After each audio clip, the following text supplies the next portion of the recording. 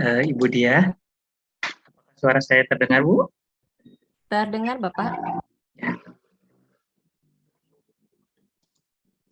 Sambil menunggu Bapak Sotman men-share screen, saya informasikan kepada Bapak Ibu peserta untuk dapat mengakses link absensi yang kedua. Panitia silakan di-share link absen keduanya pada kolom chat baik di Zoom maupun di kanal YouTube. Silakan Bapak Sotman memaparkan materinya. Baik, terima kasih. Assalamualaikum warahmatullahi wabarakatuh. Waalaikumsalam. Terima kasih Ibu Diah dan juga panitia atas kesempatannya. Salam hormat, teriring doa untuk para guru gizi, terus teman-teman sejawat gizi ahli gizi Indonesia dimanapun berada, khususnya untuk teman-teman sejawat di Rumah Sakit Muwardi ya, yang saat ini sedang diberikan ujian. Semoga diberikan kekuatan dan juga solusi terbaik gitu. Memang profesi gizi ini menarik gitu. Di satu sisi kadang diremehkan, tapi di satu sisi juga kadang diperebutkan gitu ya. Mudah-mudahan untuk teman-teman Rumah Sakit Muwardi dapat solusi yang terbaik. Baik, ini jam-jam rawan ya Bu Dia ya. Jam-jam kalau saya sebagai peserta biasanya suka mengantuk ini. Jam-jam ngantuk. Nah, teman-teman, mohon izin saya Maman, TPG Puskesmas Citras Kabupaten Garut, berbagi pengalaman mungkin ya mengenai asuhan gizi pada balita stunting gitu. Nah, ini latar belakangnya tadi oleh para guru telah disampaikan ya terkait stunting dan PAGT. Kita lanjut, ini terkait dengan Kabupaten Garut. Kami mempunyai harapan tahun 2024 itu zero new stunting. Nah, ini kami mendapatkan badai nih. Badai di tahun 2021 menurut SSGI itu Kabupaten Garut itu stuntingnya 35,2. Juara 1, ranking 1 se-Jawa Barat gitu ya. Maka dari itu pimpinan kami bersepakat untuk memprioritaskan stunting gitu ya dengan berbagai macam inovasi. Nah, alhamdulillah di tahun 2022 itu menurut SSGI kami turun jadi 21,7 alhamdulillah. Nah, itu di wilayah Citra sendiri di wilayah Maman itu 12,3%, sedangkan menurut pendampingan SSGI di wilayah Citra juga 12,5%. Jadi tidak jauh berbeda antara hasil penimbangan di Citras yang oleh kader dan juga oleh SSGI tim survei ya, tidak berbeda jauh.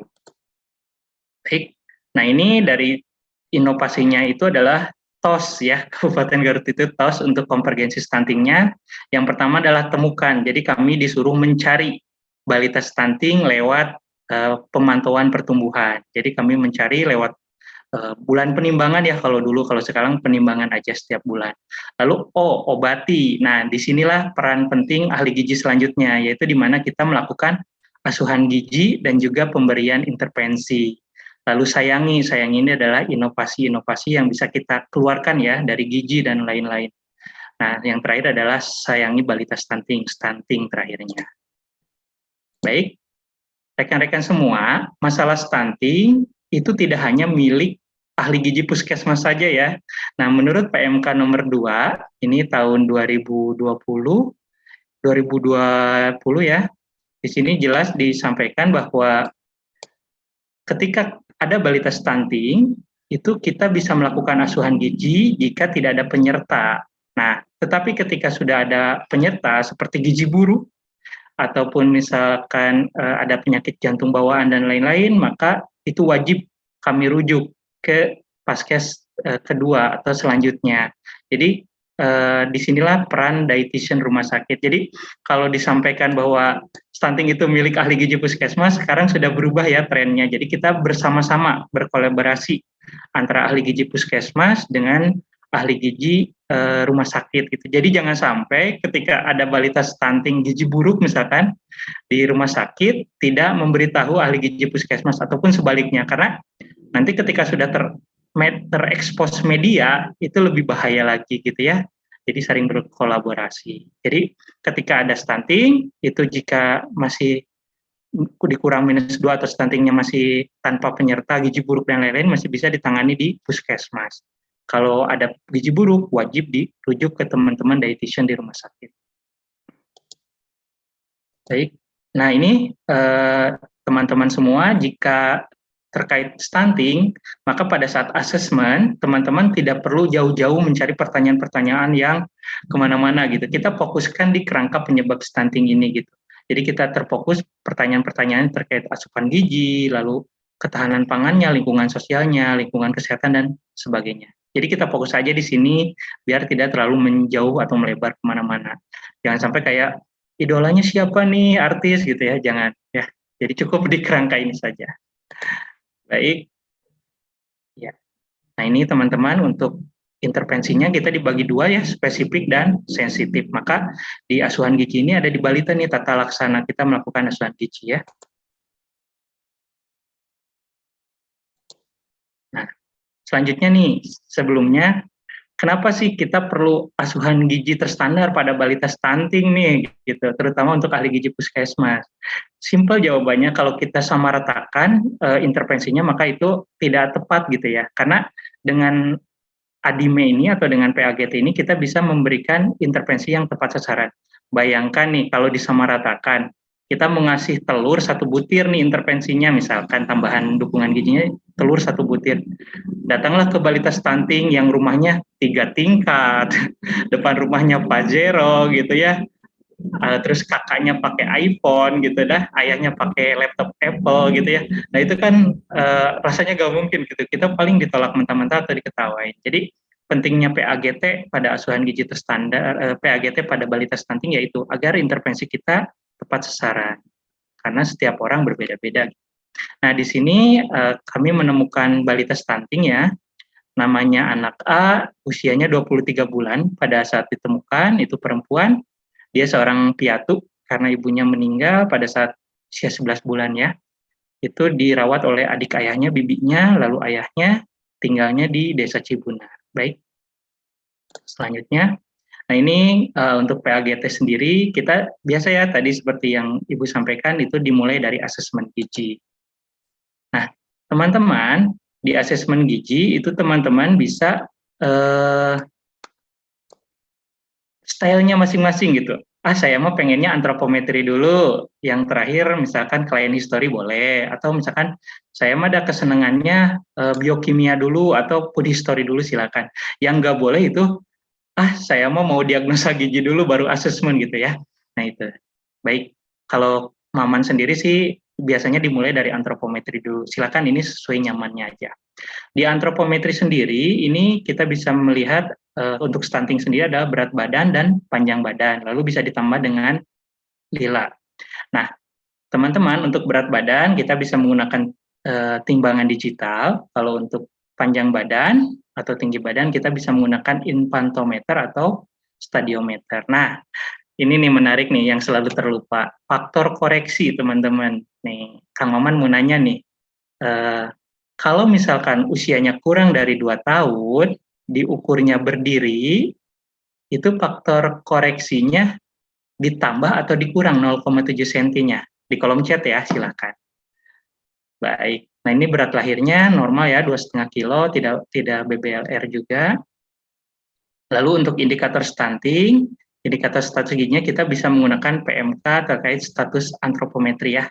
Nah ini bisa dilihat ya, tinggi badan menurut umurnya itu pendek, stunting, dengan berat badan menurut tinggi badannya gizi kurang, BB menurut umurnya sangat kurang, lalu lilanya itu 11,9, itu masuknya kurang ya.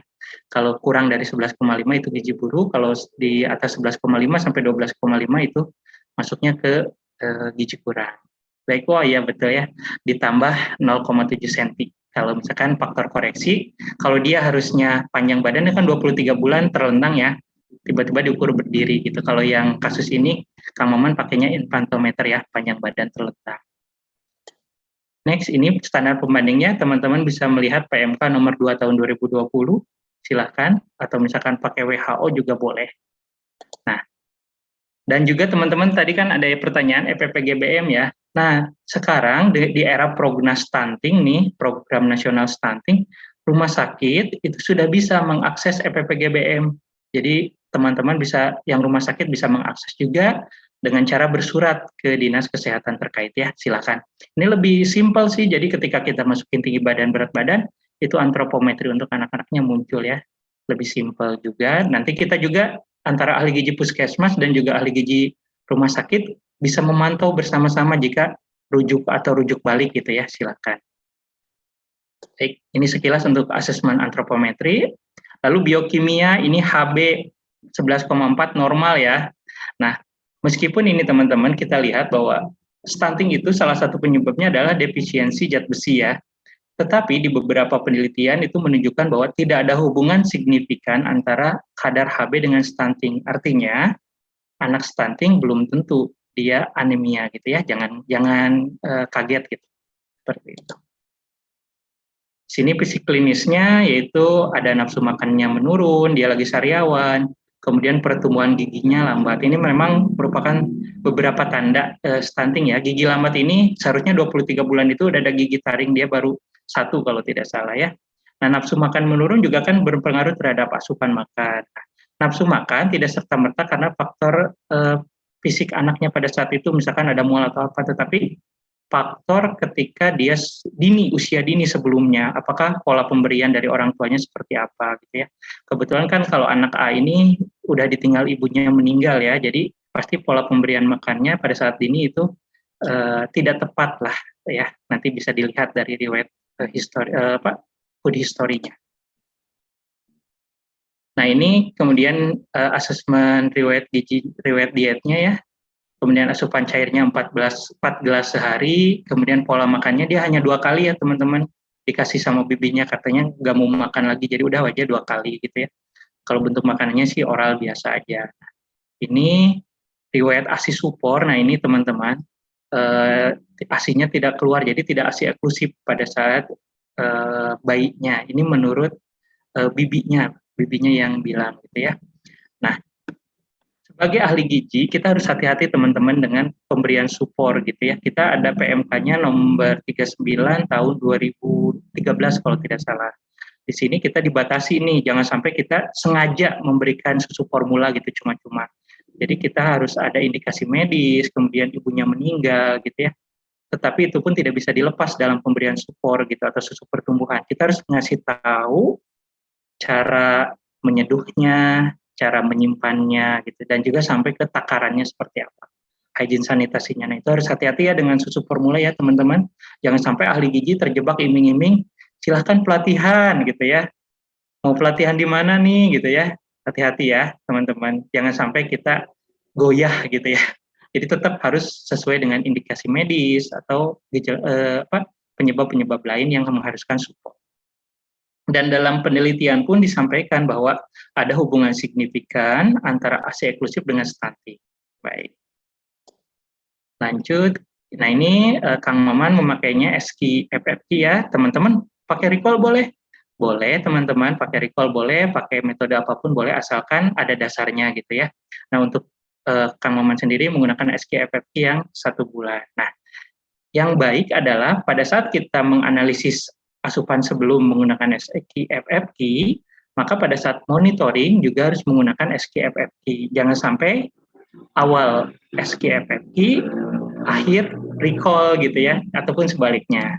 Nah, adapun food recall juga sebaiknya itu 3-5 hari ya, dan diacak harinya, misalkan hari Senin, kemudian recall hari Rabu, recall hari Jumat, jadi jangan berdekatan harinya kalau bisa. Itu silakan, yang penting ada dasarnya, mana yang paling nyaman.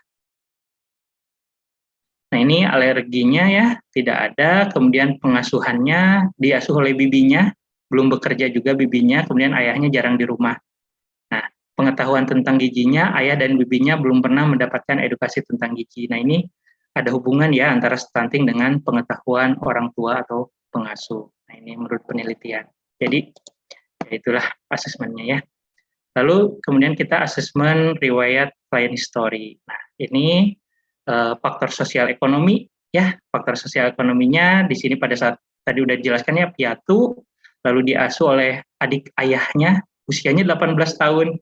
Jadi anak usia 18 tahun ABG gitu ya, yang harusnya tiktokan ini udah dikasih amanah anak gitu, yang sebenarnya bukan anak langsung gitu ya, anak dari kakaknya gitu. Nah ini sangat luar biasa sekali dengan bibinya ini gitu ya, tapi belum menikah. Kemudian keluarga ini termasuk tidak mampu, pendapatan ayahnya itu 15.000 sehari. Nah di sini memang ada hubungan signifikan ya, atau ada hubungan di mana penelitian ini ketika pendapatan ekonomi rendah itu berpeluang resiko tinggi untuk stunting anaknya gitu ya, itu ada hubungannya.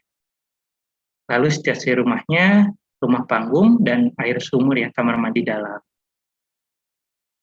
Baik, selanjutnya ya teman-teman. Untuk dukungan sosial medis, yaitu belum mempunyai kartu BPJS, kemudian pekerjaan ayahnya buruh, bibinya belum kerja ya, agama Islam.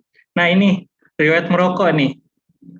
Padahal seperti kita tahu ya, merokok itu menurut PJKS UI itu ada hubungannya dengan stunting itu. Dari keluarga yang merokok itu anaknya beresiko tinggi untuk stunting gitu.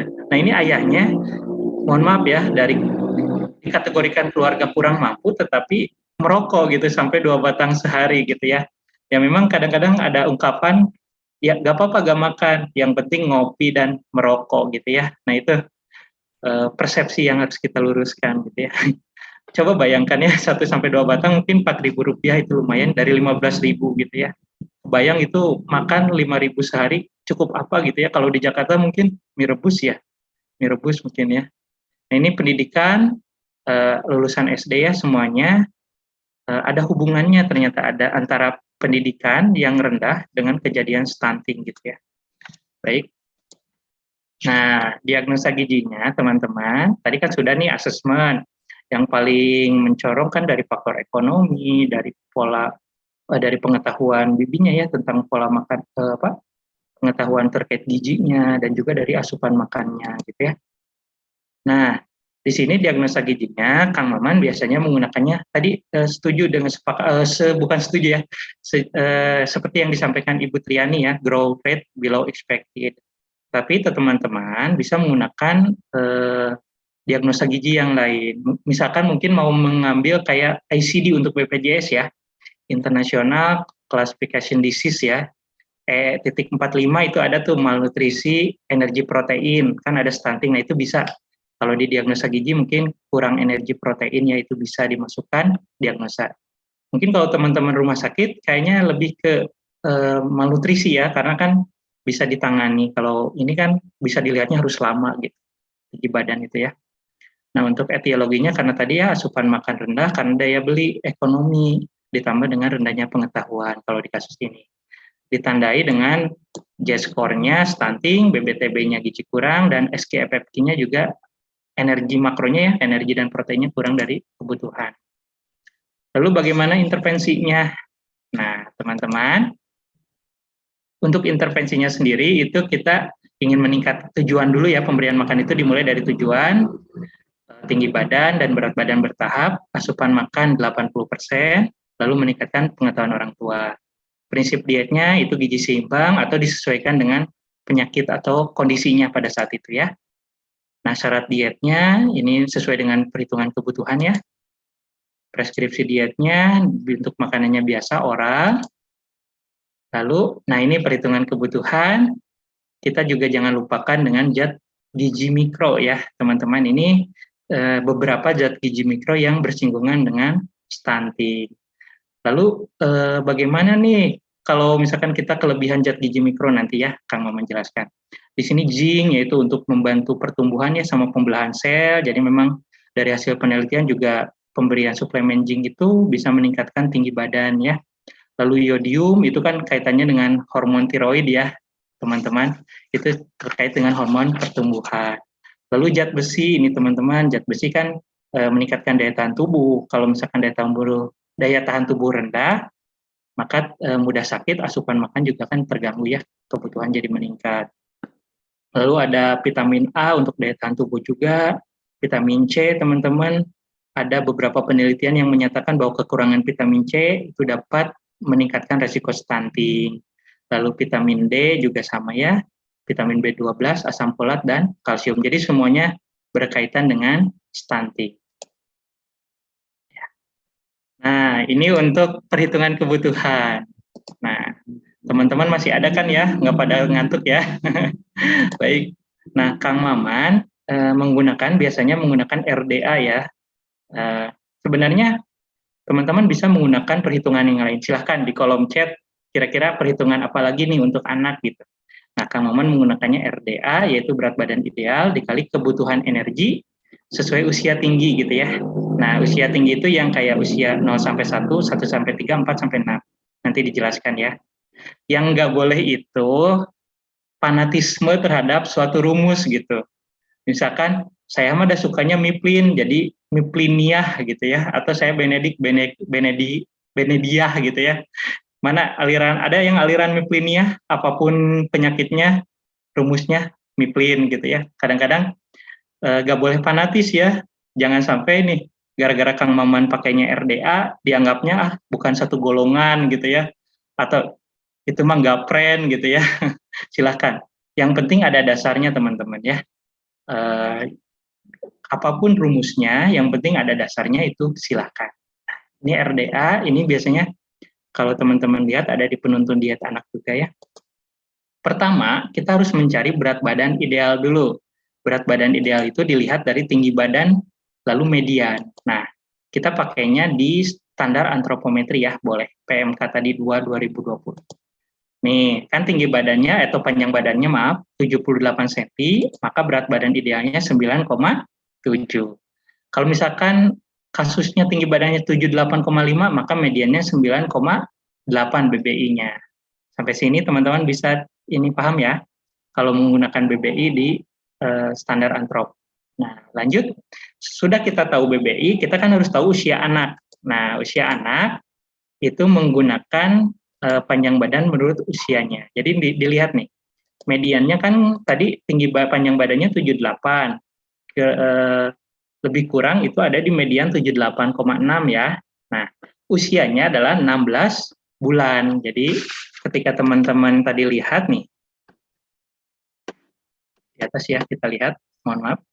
Nah, ini, nah usia 16 bulan kan usianya 1 sampai 3 tahun. Walaupun usianya 23 bulan, tetapi menurut standar antrop, tinggi badan 78 cm itu adalah 16 bulan.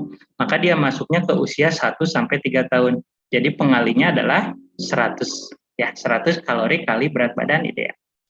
Nah, silakan teman-teman mencantumkan di kolom chat kira-kira perhitungan apa lagi nih untuk anak ya, silakan. Yang penting ada dasarnya. Ya, seperti ini ya teman-teman. Ya, mudah-mudahan bisa mengikuti. Oke. Nah, ini teman-teman ya hasilnya, cairannya bisa disesuaikan dengan AKG, yaitu untuk anak A ini 16 per hari, seratnya 19 gram. Nah, lalu setelah kita tahu nih perhitungan kebutuhannya, lalu kita mulai menyusun menu nih. Nah, ini favoritnya adik-adik mahasiswa nih, menyusun menu ya. Ada yang langsung ke Nutrisurvey, ada yang pakai penukar. Silahkan teman-teman. Kalau Kang Maman sih biasanya ke penukar. Ya, minimal kita tahu penukar gitu. Jadi pada saat dengan ditanya dokter, kita udah segini kalori gitu ya. Jangan sampai kita, maaf dok mau buka laptop dulu Nutrisurvey gitu ya. Jangan sampai seperti itu. Nah, ini penukar ya teman-teman. Usahakan plus minusnya adalah 5-10% ya dari kebutuhan.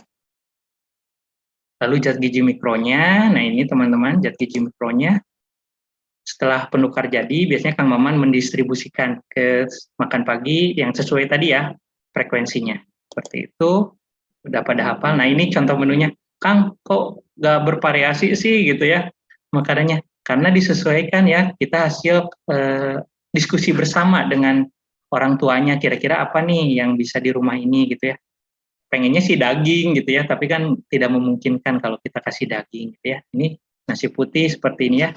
Jadi sesuaikanlah dengan kondisi pasiennya gitu ya. Kondisi ekonomi terutama ya, atau sesuai kesepakatan bersama. Nah, selanjutnya ini karena tidak memungkinkan zat gizi mikronya terpenuhi dari makanan, maka kalau di puskesmas kita mempunyai dukungan gizi yaitu suplementasi taburia ya, teman-teman. Nah, teman-teman, ini kan ada yang 166%, ada yang 142%. Kang itu bahaya tidak nih? Kadang-kadang mahasiswa kan pusingnya di sini ya, di zat gizi mikro ya. Nah, kadang-kadang suka, saya rubah aja nih jadi 100 dikurangi dikit gitu ya. Padahal pembimbing tahu gitu ya, cuman dulu juga kayak gitu gitu. Nah, untuk sekarang jangan sampai kayak gitu nih. Ada tipsnya atau jawabannya. Kalau 166% gimana? Setiap zat gizi mikro, Akang Teteh, itu ada toksisitasnya. Jadi jangan khawatir gitu jika tiga asupannya tidak lebih dari toksisitasnya, aman gitu ya. Kayak zinc itu kan 100 mili ya, 100 miligram sehari atau 150 itu batas maksimalnya gitu kan. Kalau cuma 10 miligram atau 200% itu kan masih aman gitu ya. Atau misalkan zat besi misalkan ya, itu kan ada toksisitasnya 2 sampai 2,5 gram gitu ya. Ini kan cuman 10 miligram. Jadi teman-teman harus harus paham gitu ya. Yang penting tahu batas amannya atau toksisitasnya untuk zat gizi mikro gitu ya. Silahkan.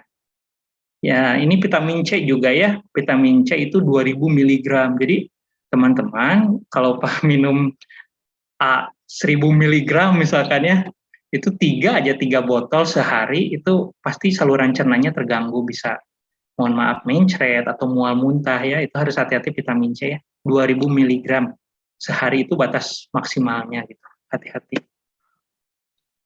Nah, teman-teman, setelah kita melakukan intervensi menu, baru kita intervensi dari rencana edukasi dan konseling gizi. Edukasinya dan konselingnya seperti ini ya, teman-teman.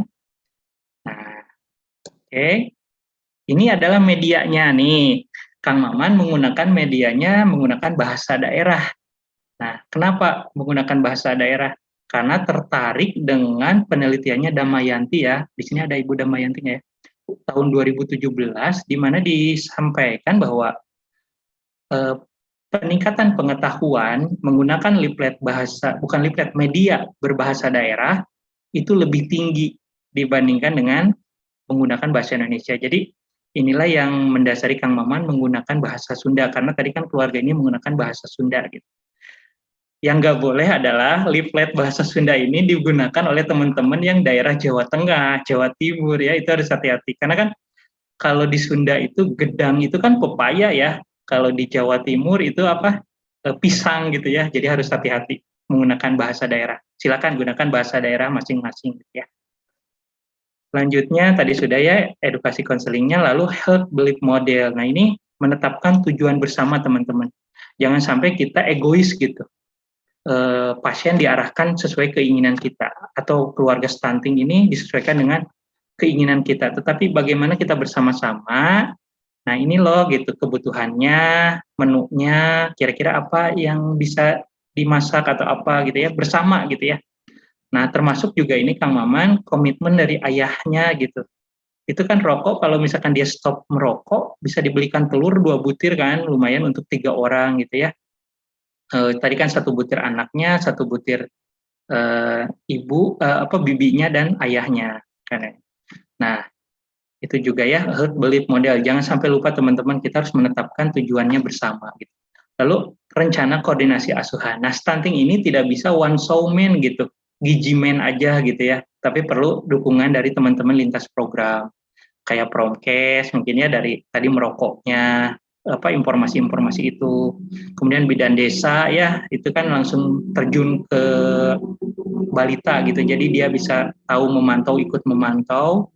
Kesling terkait hygiene sanitasinya, lalu UKP terkait dengan pengobatan jika anak sakit gitu ya. Kalau di Puskesmas Citra sih untuk balita stunting dan gizi buruk dirujuk ya. Kalau stunting dengan jika sakit itu gratis ya. Pimpinan kami menggratiskan untuk balita stunting meskipun tidak memiliki BPJS. Alhamdulillah ya. Nah, itu berkah dari koordinasi gitu ya. Jangan sampai teman-teman, saya juga bisa gitu ya. Udah aja gizi buruk tadi dipegang sendiri gitu, nggak dirujuk gitu ya. Padahal serahkanlah ke ahlinya gitu, ke dietitian yang di rumah sakit. Okay.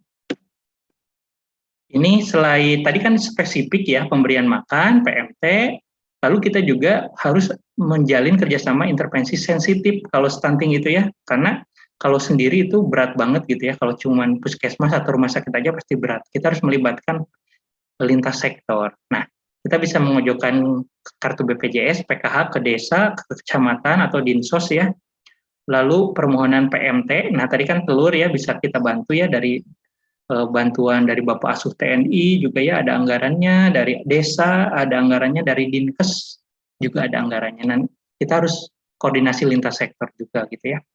Lalu yang ketiga, ahli gizi harus dituntut memiliki inovasi, teman-teman, inovasi. Apa sih kira-kira yang bisa kita gunakan gitu ya? Apakah itu dengan leaflet, video ya, ataupun dengan hal-hal lain. Khusus Kang Maman yaitu dengan inovasi kawasan pangan gizi lestari, tetapi bedanya adalah dengan kolaborasi pentahelik gitu ya, teman-teman. Ini dokumentasinya ya, Kang Maman, dokumentasi intervensinya. Kita bareng-bareng, gak sendiri. Jadi caslingnya tuh ngelihat sumur, lalu kita juga siapkan tadi hasil lintas sektor, ada PMT-nya ya, kemudian ada promkes dan lain-lain. Lalu setelah intervensi, kita kan harus tahu nih capaian kita atau keberhasilan kita PAGT-nya seperti apa di monitoring. Nah ini asupan, antropometri, pengetahuan, biasanya stunting 3 ini. Kemudian ini ya parameternya, nah untuk berat badan sendiri naik ya, dikatakan naik karena lebih dari 200 miligram, 200 gram mohon maaf kenaikannya. Jadi dilihat aja di KMS-nya ada 200 kan, kalau di atas 200 kan untuk usia 3 tahun ya, 2 tahun mohon maaf itu kan, 200 itu naik disebutnya. Lalu tinggi badannya ini ya naik 1 cm, sejalan dengan hasil evaluasi TOS atau Litbangkes juga menyatakan bahwa memang rata-ratanya 1 bulan itu 1-2 cm ya kenaikan tinggi badan itu untuk anak-anak. Kalau untuk usia di atas 20 tahun, 24 tahun sepertinya harus udah ikhlas aja gitu ya. Karena tinggi badan kan pertumbuhan tulang udah berhenti gitu ya. Kecuali pakai sepatu hak tinggi itu bisa jadi solusi tinggi badannya naik. Nah, di sini walaupun misalkan masih pendek stunting, tapi teman-teman kita lihat Z-score-nya ya. Di sini ada arah positif naik. Jadi positifnya itu maksudnya naik itu dalam arti positif gitu kan, dari 2,56 jadi 2,52 menuju ke arah normal gitu. Mudah-mudahan ya -2. Cukup memang kalau stunting harus sabar gitu ya, nggak bisa besok langsung nggak stunting nggak bisa gitu ya. Ini ya teman-teman. Ini juga bibitnya akhirnya karena sudah tahu, akhirnya masaknya bervariasi nih. Ada belut, ada tutut juga ya, pangan lokal ya, silakan. Ayahnya juga udah nggak merokok bilangnya, tapi nggak tahu ya wallahu alam kalau di luar seperti apa. Ini jadi setelah PAGT itu kan tadi sudah selesai nih di ME. Lalu apa PAGT hasilnya tindak lanjutnya? Nah, karena kita tahu penyebabnya antara pola asuh dan makanan, maka kita dua inilah yang akan disampaikan ke lintas program dan sektor. Inilah gunanya kita melakukan PAGT gitu ya, khususnya di puskesmas. Nah ini teman-teman mohon doanya, kami prioritasnya adalah zero new stunting. Nah, kami melakukan intervensi juga untuk balita yang stunting, tetapi juga menyetop kerannya gitu ya, sumber produksinya, yaitu ibu hamilnya, remaja putrinya dengan program Melani dan aksi bergizi tablet tambah darah ya. Jadi jadi kita fokus saja nih mengobati stunting, tapi sumber produksinya atau produksi stuntingnya terus aja diproduksi gitu. Nah, kita stop. Jadi Garut sekarang lagi program menyetop produksi stunting gitu ya, dari ibu hamilnya dulu sama remaja putrinya ya, calon ibu.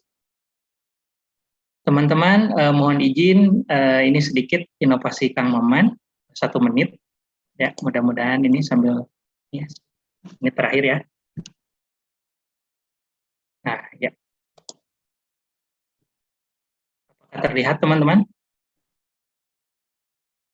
Belum Pak, masih proses. Oh belum ya? Masih muter, masih muter. Oh ya.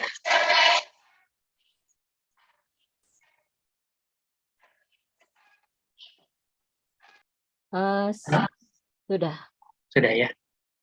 Ini inovasinya ya, namanya wangi kopi.